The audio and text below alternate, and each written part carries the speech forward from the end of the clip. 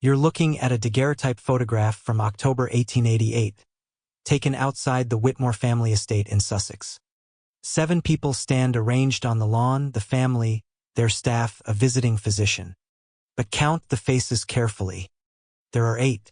The girl on the far right, perhaps 12 years old, wearing a white cotton dress, her hand resting on a garden bench.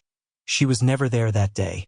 According to everyone present, she never existed at all. The photograph was taken by Thomas Whitmore, a respected portrait photographer who documented Sussex society families throughout the 1880s. His equipment was standard for the era. Heavy glass plates, chemical processes that required subjects to remain motionless for 30 seconds. No room for tricks, no possibility of double exposure with his single-plate system. Yet this impossible girl appeared in his most carefully controlled work. Sarah Whitmore, Thomas's 26-year-old assistant, had helped arrange the subjects that morning. "I positioned each person myself," she wrote in her diary 3 days later. Lord and Lady Bradford, their 2 sons, Dr. Hendricks, the groundskeeper Morrison, and Mrs. Collins. 7 people. I counted 7. I remember the light, the wind moving the curtains behind them, Dr. Hendricks complaining about his collar. But that girl, I have no memory of seeing her, speaking to her, touching her. The photograph was developed immediately in Thomas's studio. When Sarah brought the dried plate to him that evening, she dropped it. The crash brought the entire household running. Thomas retrieved the plate, held it to the lamplight, and went completely silent for 4 minutes. His hands were shaking when he finally showed it to his wife. Within 2 days, something stranger emerged. Margaret Collins, the family friend who'd stood second from the left, visited the Whitmore home to collect her copy. When shown the photograph, she pointed to the girl and asked, "Who is this?" Then, while still looking at the image, she said, "Wait, that's Elizabeth, Thomas's daughter." But Thomas Whitmore had no daughter. Margaret blinked, looked again. I don't know why I said that. I've never seen this child before." Dr. James Hendricks experienced something worse. He'd been present at the original sitting, standing forth from the right.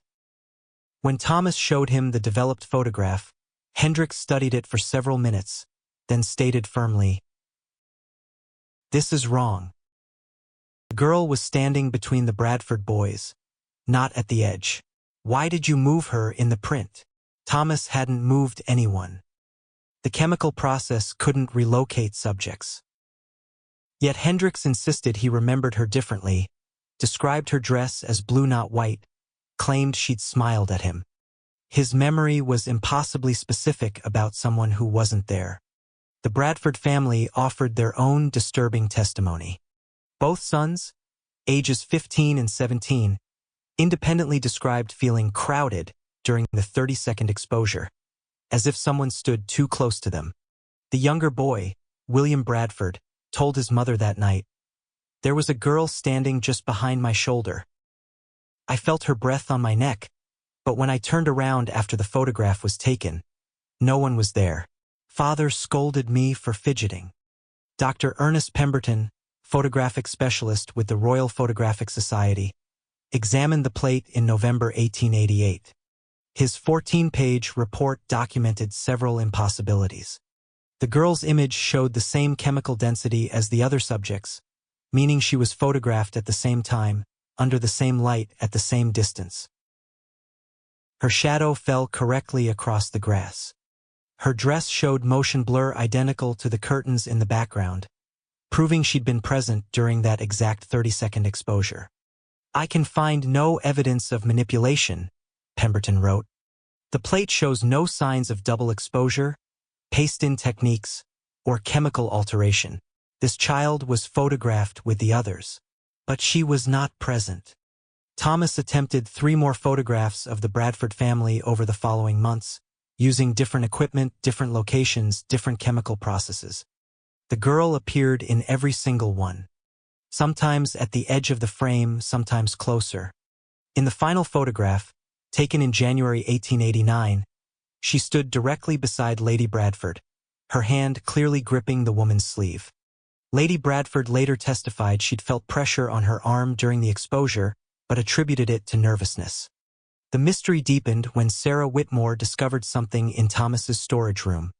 7 previous family portraits, taken between 1884 and 1887, had been hidden behind a shelf. The same girl appeared in every one. Thomas had apparently been destroying any photograph she contaminated, unable to explain her presence to his clients. He'd kept these 7 plates as evidence of his own sanity. On March 3, 1889, during a final attempt to photograph the Bradford family without the girl's interference, Thomas Whitmore collapsed in his studio. Dr. Hendricks was summoned immediately. Thomas's final words, witnessed by Sarah and both Bradford sons, were, "She's been trying to tell me her name. I can almost hear it. But every time I look at her, I forget I'm looking." He died 17 minutes later. The official cause was listed as heart failure. The photograph from that day was never developed. Sarah had exposed the plate to light deliberately, destroying whatever image had been captured. After 12 documented appearances and 4 separate expert examinations, the girl in the photograph remains unidentified. No record exists of any child matching her description in Sussex during that period. The original plates are held by the Royal Photographic Society, still showing her impossible presence. Have you ever appeared in a photograph you weren't present for? Subscribe to explore more mysteries where reality and memory fail to align.